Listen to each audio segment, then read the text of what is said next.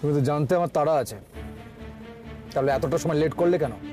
আমার তো মনে হয় না আমি তোমায় দাঁড়াতে বলেছিলাম। আর তোমার যখন এত তাড়া আছে তুমি বেরিয়ে যেতে পারতে গাড়িটা নিয়ে। সেটা গেলে যে এটা নিয়ে বাড়িতে একটা ইস্যু হবে সেটা তো তুমি খুব ভালো করে জানো মেঘ। না, আমি জানি না এত কিছু, প্লিজ। আর তুমি না বলে যে গাড়ি নিয়ে অপেক্ষা করবে সেটা আমি জানতাম না। চলে গেলে যে ইস্যু হবে সেটাও আমি জানতাম না। আর সেই জানা অনুযায়ী চলতে আমি আর পারছি না। মেজাজ দেখিয়ে কথা বলছো খুব।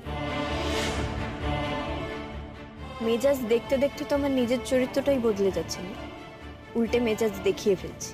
আর তুমি গাড়ি নিয়ে চলে গেলে বাড়িতে যাতে ইস্যু না হয় সেটা এনশিওর করার দায়িত্ব কিন্তু তোমার, আমার নয়। আর তাড়াটাও তোমার আছে, আমার নয়। আমার যখন টাইম হবে আমি তখন আসবো। আর বাই দ্য ওয়ে, বাড়িতে ইস্যু হবে বলে কোনো কাজ তুমি করোনি এমনটা তো এর আগে দেখিনি। উল্টা এখন তো দেখছি অকারণে ইস্যু ক্রিয়েট করতেই তুমি ভালোবাসো। আমি ইস্যু ক্রিয়েট করি? বলা ভালো যে ইস্যু ক্রিয়েট করতেই ভালোবাসো। তুমি কিন্তু নিজের লিমিট ক্রস করে যাচ্ছ মেঘ। মিথ্যে কিছু তো বলছি না নীল, তুমি নিজেই ভেবে দেখো না। আমি তোমাকে বলেছিলাম যে ঐকতানের কম্পিটিশনে আমি গাইবো না, তাও তুমি আমায় জোর করেছিলে। আর কেন গাইবো না? কারণ বাড়িতে সেই ইস্যু হবে বলে। তখন তো তুমি আমাকে অনেক বড় বড় কথা বলেছিলে। কিভাবে আমায় রাজি করিয়েছিলে আশা করি সেটা ভুলে যাওনি। শুধু এই গানের কথা কেন বলছি, অ্যান্ড ফর দ্যাট ম্যাটার তুমি যদি বাড়িতে ইস্যুই না ক্রিয়েট করতে চাইতে তাহলে তো তুমি আমাকে বিয়েটাই করতে না। তুমি তো জানতে নীল, দিদিভাইকে বিয়ে না করে তুমি যদি আমায় বিয়ে করো তাহলে একটা সমস্যা হবে। তুমি ইদানিং বিয়েটা নিয়ে অনেক কিছু বলার চেষ্টা করছো মেঘ। কথায় কথায় বিয়ের ডিসিশন নিয়ে খোঁচা দিচ্ছ। বলছি তো, তোমার বিয়ের ডিসিশনটা নিয়ে কথা বলছি, তোমার হটকারিতা নিয়ে কথা বলছি। আর তোমার এই একটা ডিসিশন আমার জীবনটাকে যে কিভাবে ওলট পালট করে দিচ্ছে সেটা শুধু আমিই জানি। আমার সবকিছু কিভাবে বদলে দিচ্ছে, আমার আমিটার সঙ্গে যে আমাকে কিভাবে যুঝতে হচ্ছে সেটা শুধু আমিই জানি। প্রতিটা পদে আমি যা নই সেটা বলে আমাকে অ্যাকিউজ করা হচ্ছে, আমাকে কোণঠাসা করা হচ্ছে। আমার বিয়ের সিদ্ধান্তে তোমার বাপিও পার্টনার ছিলেন। ভুল তো আমার বাপিও করেছে, আর বাপি এখন হয়তো সেটা নিজেও বুঝতে পারছে। বিয়েটা তোমাকে খুব অসুবিধায় ফেলে দিয়েছে না মেঘ? হ্যাঁ, আমার তো মনে হয় নীল, আমার থেকে বেশি বিয়েটা তোমায় অসুবিধায় ফেলেছে। একটা ইররেসপন্সিবল মেয়েকে বিয়ে করার অশান্তি, কারি টাকা শান্ত। ঠিক আছে। আমার মনে হচ্ছে বিয়েটা নিয়ে তুমি কোন একটা সিগন্যাল দিতে চাইছো না। সিগন্যাল? আমার তো মনে হয় আমি তোমার সঙ্গে সরাসরি কথা বলছি। আমার মনে হচ্ছে আমাদের বিয়ের ডিসিশনটা নিয়ে তুমি একটা রিভিউ করতে চাইছো। ভালো কথা নেই, আমরা রিভিউ করব। আর রিভিউতে যা আউটকাম আসে সেটা আমরা দুজনেই মেনে নেব।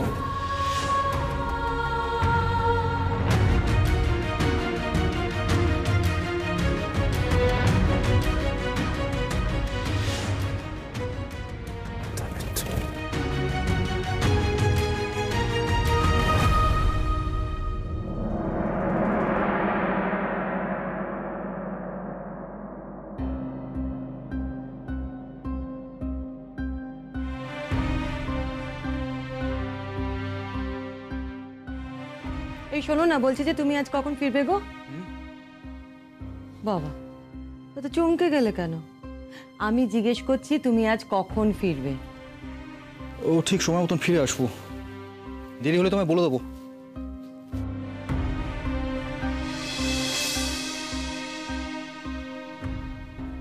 কি ব্যাপার বলো তো, এত অন্যমনস্ক কেন? কিছু ভালো লাগছে না জানো, কিছু ভালো লাগছে না। সবকিছু যেন তাল কেটে যাচ্ছে, কেমন একটা বেসুরো লাগছে সবকিছু। এই বাড়িটার মধ্যে যা কিছু হচ্ছে সব সব যেন ভুল হচ্ছে, কিছু ঠিক হচ্ছে না। কেমন একটা অস্বস্তি লাগছে। হ্যাঁ, সে তো হবেই। জবের থেকে মেঘ এই বাড়িতে বিয়ে করে এসেছে না, এই বাড়ির পরিবেশটাই নষ্ট হয়ে গেছে। সব যেন কেমন উলট পালট হচ্ছে। কেন একটা পরের বাড়ির মেয়েকে নিয়ে এরকম উল্টোপাল্টা কথা বলছো সে? যদি কেন এই বাড়িতে যা কিছু ঘটছে মেঘের দোষটা কোথায়? না না না, এক মিনিট আমার কথাটা একবার শোনো।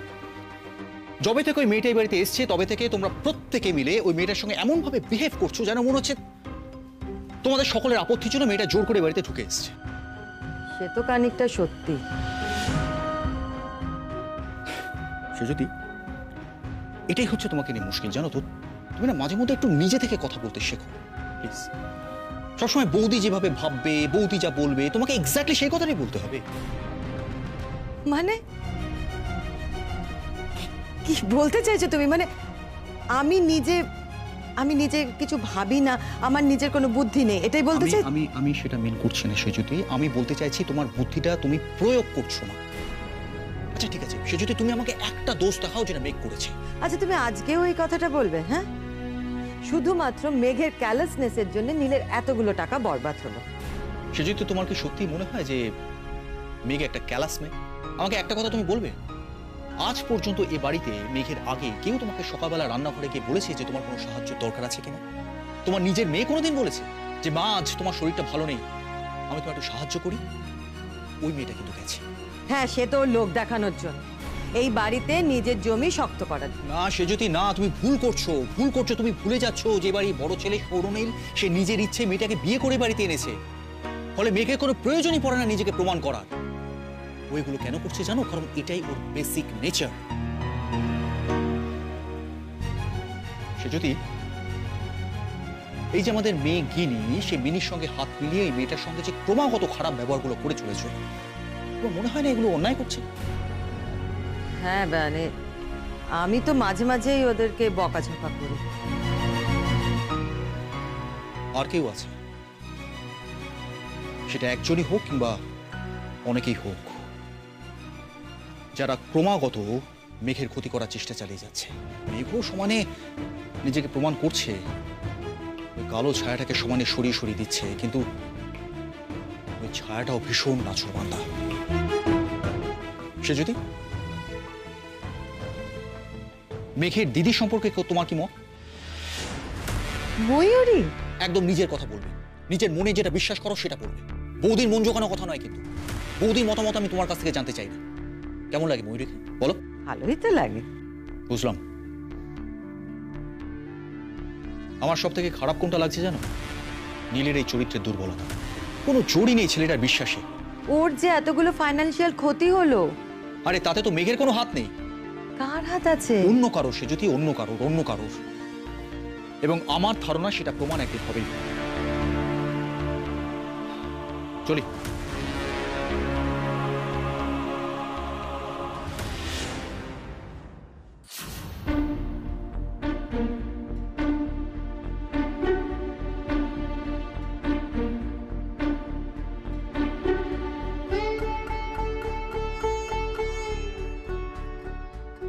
মেঘ, কি রে, কি হলো?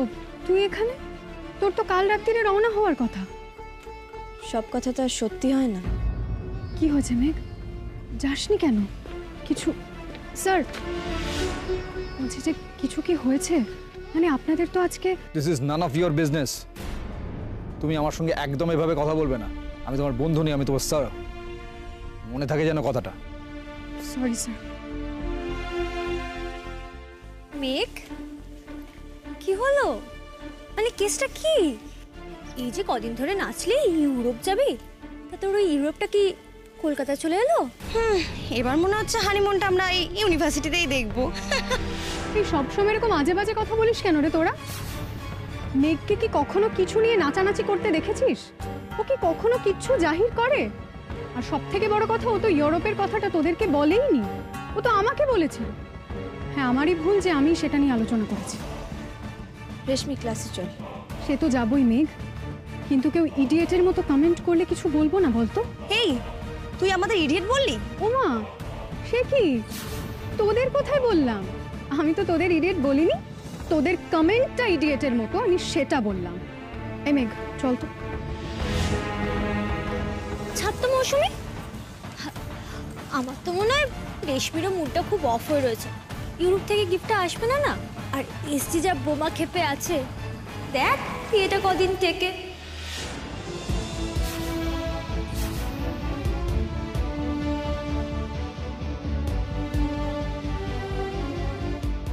কিরে চল। রেশমি শোন না, সরি। দেখ নীল ওভাবে তোর সঙ্গে কথা বললো, আমি। তুই কেন সরি বলছিস? বোকা একটা, এসব বাদ দে, আমার তোর সাথে কথা আছে, তাড়াতাড়ি চল। আয় আয়। ঠাকমা, ও ঠাকমা, তুমি খেতে আসবে না? না। কেন গো? এই আমাকে জ্বালাস না তো। ওমা, তুমি না খেয়ে বসে থাকবে? আমার ভালো লাগছে না। ভালো তো আমারও লাগছে না, তার জন্য কি খাওয়া বন্ধ করলে চলে? আচ্ছা নাদুরিটা কি করলো বলতো? এত বড় ভুল সে কি করে করলো? ঠাকমা, তুমিও বৌদিকে দোষী ঠাউরে নিলে। তা কাকে আর ঠাওরাবো? না না, সে যে ভুল করেছে এই বিষয়ে তো কোনো সন্দেহ নেই। আচ্ছা, তোমরা বাড়ি শুদ্ধ লোক কি করে ধরে নিচ্ছ যে ভুলটা সেই করেছে? সে চিৎকার করে বলছে যে সে বের করেনি এই পাসপোর্টটা। তোমরা সব বড় বড় নেকাপড়া করানো, আমি যে মুখ্য মানুষ, আমার মনে খটকা লাগছে, আর তোমাদের মনে খটকা লাগছে না। কি কিসের খটকা বলতো? কেউ এই বদমাইশিটা তোমার নাত বউয়ের সাথে ইচ্ছে করে করেছে।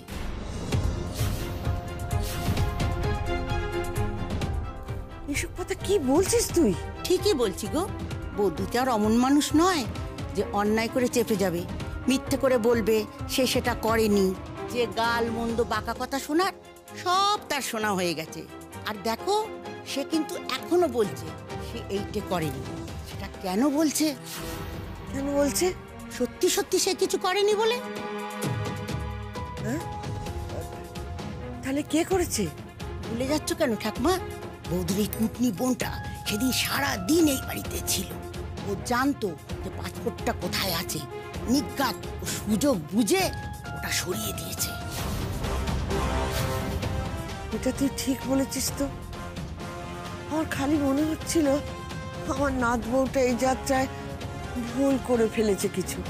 উফ, এই কথাটা আমার কেন মাথায় এলো না। নাও চলো, খাবে চলো। রে, বদির গাছ মেয়েটাকে ধরা যায় কি করে বলতো? আমি যদি একটা উপায় পেতাম না, আমি পুলিশে দিতাম। পুলিশ? রেশমি, আজে বাজে বকছিস কেন? তোর কি মাথা খারাপ হয়ে গেছে? আমি এটা নিয়ে কেন পুলিশের কাছে যাব? শোন, আমার মাথা খারাপ হয়নি, আমি আজে বাজে বকছি না, আমি একদম ঠিক কথাই বলছি।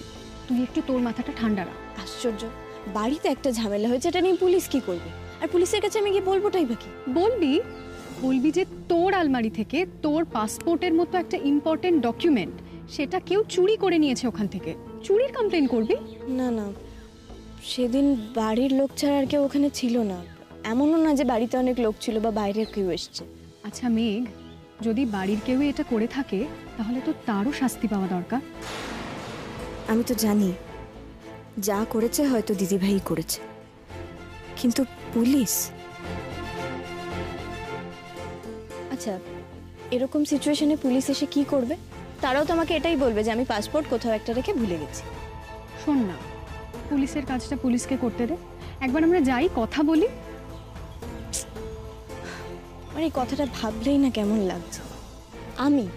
আমি নাকি একটা জিনিস কোথাও রেখে এমন ভোলা ভুলবো যে বাড়ির সকলের সামনে না আসা অবধি আমি নাকি মনেই করতে পারছি না ওটা আমি কোথায় রেখেছি। তুই ভাব, বাড়ির সকলে এই থিওরিটাই বিশ্বাস করছে। এমনকি নীলও এটাই ভাবছে যে আমি এতটাই ক্যালেস, এতটাই ইররেসপন্সিবল। তুই বল রেশমি, একটা মানুষ এক্স্যাক্টলি কতটা ভুলতে পারে, কতটা ভোলা সম্ভব? সত্যি তো, স্যার যে কি করে এটা বলছেন আমার তো মাথাতেই ঢুকছে না রে। এটাই তো নীলের মজা। যাই ঘটুক, ওর ভেতরের প্রথম রিয়াকশন এটাই যে মেঘ দোষী। ও ভাবে না একবার, আমাকেও সময় দেয় না, নিজেকেও সময় দেয় না, জাস্ট রুডলি অপমান করে, ডিমিন করে, আমাকে দোষ দেয়। দেখ, ইউনিভার্সিটির ওই ঘটনাটা নিয়ে তুই তো আমার বন্ধু, বল তুই একবারের জন্য এটা বিশ্বাস করিস যে আমি এরকম কাজ করতে পারি না? নীল তো আমার হাজবেন্ড, ও কিন্তু প্রথমেই এটা বিশ্বাস করে নিল যে আমি ওরকম একটা কাজ করতে পারি। সেই একই জায়গায় দাঁড়িয়ে আমি, অথচ সেই নীলেরই পোলার অপোজিট একটা নীল আছে যে সব কিছুর শেষে আমার কাছে এমনভাবে মাপ চায়, এমনভাবে মাথা নিচু করে যে তুই মন থেকে ওকে ক্ষমা না করে থাকতেই পারবি না। আসলে আমার কি মনে হয় জানিস তো, আমাকে এভাবে বিয়ে করা নিয়ে না নীলের মধ্যে একটা অপরাধ বোধ কাজ করছে। সেদিন যেটা করেছিল সবটাই কেমন ঝোঁকের মাথায় করে ফেলেছে, আর সেই অপরাধ বোধটাই ওকে কন্টিনিউয়াসলি তাড়া করছে। এই যে ও আমাকে ওর মার এগেনস্টে গিয়ে বিয়ে করলো, ওর মার গুড বুক থেকে তো ও বেরিয়ে গেল, সেই সব রাগ ওর আমার ওপর এসে পড়ছে। সে কি, এসব কি বলছিস? এটা তো একটা অদ্ভুত জটিল সাইকোলজিক্যাল ব্যাপার।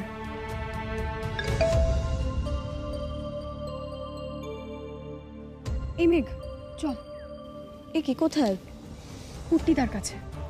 তিনি আবার কে? আরে কুট্টিদা আমার পিস্তুতো দাদা, তোকে যার কথা বললাম। আমি কুট্টিদাকে একটা মেসেজ করেছিলাম, বুঝলি? একটা হেল্প করতে পারবি? একটু পার্সোনাল ব্যাপার। ও রিপ্লাই করেছে, যেতে লিখেছে। চল। রেশমি শোন না প্লিজ, আমি এখন। শোন, কুট্টিদা তোদের লোকাল থানার ওসি, অভিমন্যু সেন। দারুণ কাজ করে, স্মার্ট ছেলে, সেনসিটিভ মানুষ। আমাদের একটা হেল্প হবে। না রেশমি, আমি পুলিশের কাছে যাব না প্লিজ। আচ্ছা, তুই তো কমপ্লেন করতে যাচ্ছিস না, অ্যাডভাইস নিতে যাচ্ছিস। চল না। কিন্তু রেশমি, অ্যাডভাইস পুলিশ কেন দেবে? কি আশ্চর্য ব্যাপার, তুই কুট্টিদাকে পুলিশ না ভেবে কনসালটেন্ট ভাব। আর শোন মেঘ, তোর কি যথেষ্ট অপমানিত হওয়া হয়ে যায়নি? তোর কি মনে হচ্ছে না যে এটা এবার থামা দরকার? এসব কোনোদিন থামবে না রে রেশমি। শোন, তুই এসব বাজে কথা পরে বলবি, তুই এখন চল। আরে বাবা, একটা ঠিকঠাক অ্যাডভাইস তো পাবো আমরা। আর শোন, বলছি যে আমি না কুট্টিদাকে আমার বাড়িতে আসতে বলেছি। না মানে তোদের লোকাল থানা তো, তোর বাড়ির লোকজন যদি আমাদেরকে ওখানে দেখে নেয় একটা সমস্যা হতে পারে। তাই চল, তুই চল। শোন না রেশমি, মানে তোর বাড়ির সবাই এই ব্যাপারটা জানে? সে কি? না মানে তোর কি এটা মনে হচ্ছে যে আমি সবাইকে ঢেড়া পিটিয়ে বেড়াচ্ছি? আমার বাড়িতে কেউ নেই, বাবা মা পন্ডিচেরি গেছে। তুই চল, ওঠ। নীল কেন আমায় বিয়েটা করতে গেল কে জানে। শুধু শুধু নিজের জীবনে অশান্তি, আমার জীবনে অশান্তি। তো অশান্তি আমার আর ভালো লাগছে না।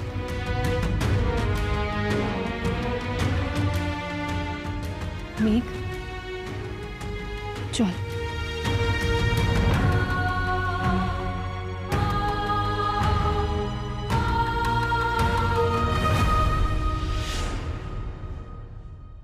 তার মানে পাসপোর্টটা আপনি পেলেন আপনার হাজবেন্ডের হাত থেকে, আর তারপর সেটা ঢোকালেন আপনার হ্যান্ডব্যাগে। পাসপোর্টটা যে হ্যান্ডব্যাগে আছে সেটা বেশ কয়েকবার চেকড হয়েছে, কিন্তু বেরোনোর সময় যখন আপনার হাজবেন্ড বললেন যে ওটা চেক করতে, তখন আর সেটা করলেন না, আর রাস্তায় গিয়ে দেখলেন যে পাসপোর্টটা নেই, রাইট? হ্যাঁ। তার মানে কি আমি এটা ধরে নিতে পারি যে পাসপোর্টে বাড়ির লোক বলতে শুধু আপনার আর আপনার হাজবেন্ডের ফিঙ্গারপ্রিন্ট থাকার কথা? ফিঙ্গারপ্রিন্টের কথা কেন বলছেন? আমি তো কমপ্লেন করছি না। আমিও তো এখানে বসে কমপ্লেন নিচ্ছি না ম্যাডাম, জানতে চাইছি যে ওটা আর কেউ নিয়েছিল কিনা হাতে। না। আচ্ছা, আপনি কাউকে সন্দেহ করেন?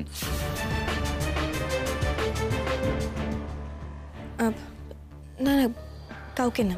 আচ্ছা, আপনি কি আমাকে ভরসা করতে পারছেন না? না না, দিদি ভাইয়ের কথা পুলিশের কাছে কি করে বলবো?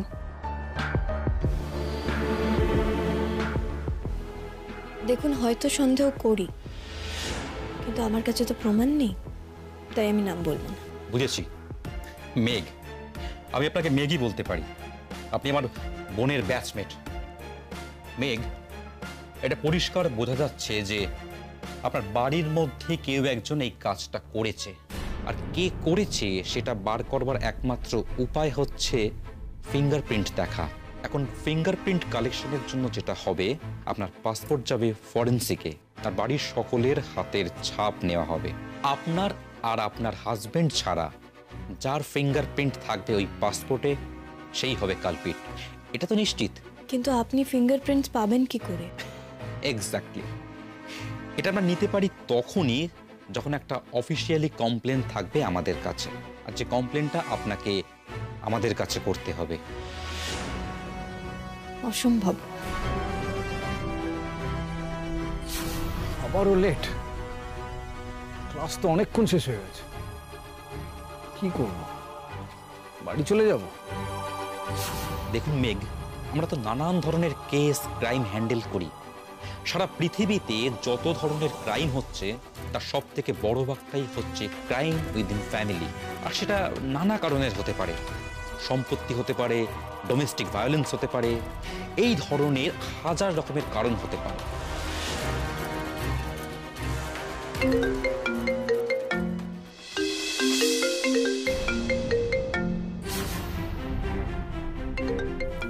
আমার মনে হচ্ছে আমাদের বিয়ের ডিসিশনটা নিয়ে তুমি একটা রিভিউ করতে চাইছো।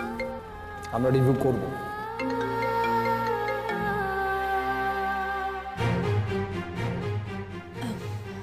সরি, আপনি কি বলছিলেন? আপনি ফোনটা রিসিভ করতে পারেন। না না, অসুবিধা নেই, বলুন। ধরলো না, ফাইন। আমি কেন ওয়েট করবো ওর জন্য?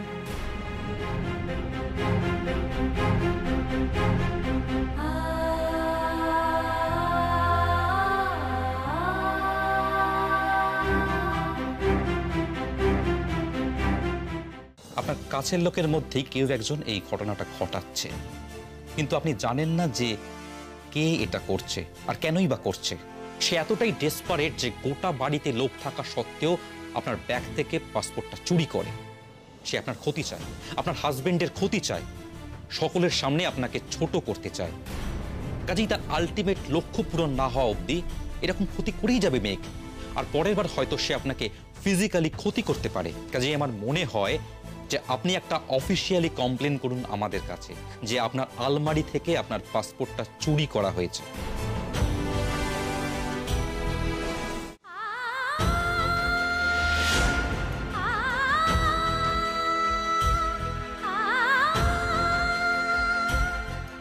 মেঘ যখন একবার চ্যালেঞ্জ নিয়ে এই পরীক্ষায় অ্যাপিয়ার করছে তখন পাশও করবেই, বুঝতে পারছো সেটা? তাহলে এত কিছু করবার দরকারটা কি ছিল? খুব এনজয় করবি, কেমন? দেখুন, আমায় একটু সময় দিন প্লিজ। আমায় এটা নিয়ে ভাবতে হবে। আপনি তো বুঝতেই পারছেন এটা একটু কঠিন ডিসিশন, সো প্লিজ। আপনি একটা কাজ করুন, নিন, যখনই মনে হবে আপনি আমাকে একটা ফোন করবেন। মনে রাখবেন, অনেক বড় ধরনের বিপদ এড়ানো যায় এরকম লজিক্যালি কিছু কাজ করলে। তাই মনটাকে একটু শক্ত করে অনেক কঠিন ডিসিশন নিতে হয় অনেক সময়। একজন পোটেনশিয়াল ক্রিমিনাল কিন্তু ছাড় পেতে পেতে বড় ধরনের ক্রিমিনাল হয়ে উঠতে পারে।